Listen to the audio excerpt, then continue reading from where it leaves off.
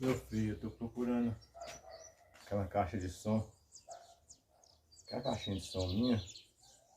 Tá querendo escutar umas músicas, você não viu não? Ô pai, você tá falando é da caixinha de som vermelha, né? O som vai bater em mim não, né?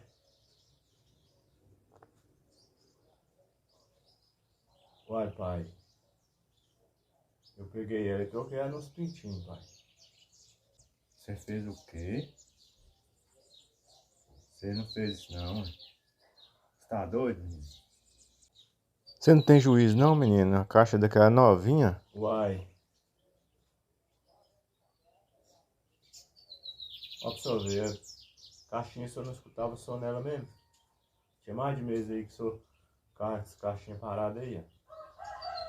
Aí eu troquei ela nos pintinhos pra ver se os pintinhos vai dar renda.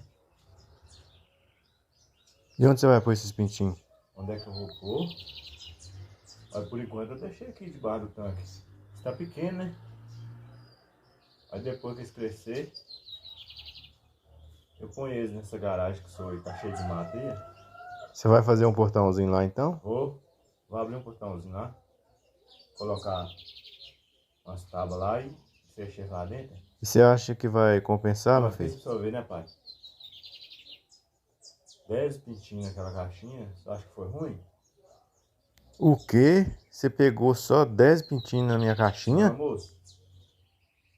Os pintinhos, se cuidar deles, 10 pintinhos aí, daqui 4 meses já vai 40, 50 reais cada um. Ô, meu filho, mas você vai tratar deles com o quê? O quê? O trato? Uai, sobra comida demais aqui. Fica jogando fora pras galinhas dos outros na rua, pros cachorros.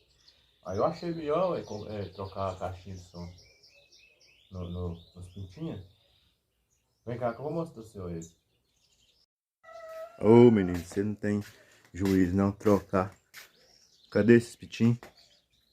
Olha pra você ver onde é que pôs esse pintinho. Você falou que trocou em 10 e te deu um, né? É isso mesmo, pai. 10 e me deu um. Ah, vamos ver então, né? Já que já trocou, vou fazer o quê, né? Ô pai, olha a garagem pra você ver. Se não dá pra colocar umas lá. Olha aqui esse lugar que você falou aqui, meu filho. Uai, tem um lugar bom aqui mesmo. Vamos ver o que nós fazemos.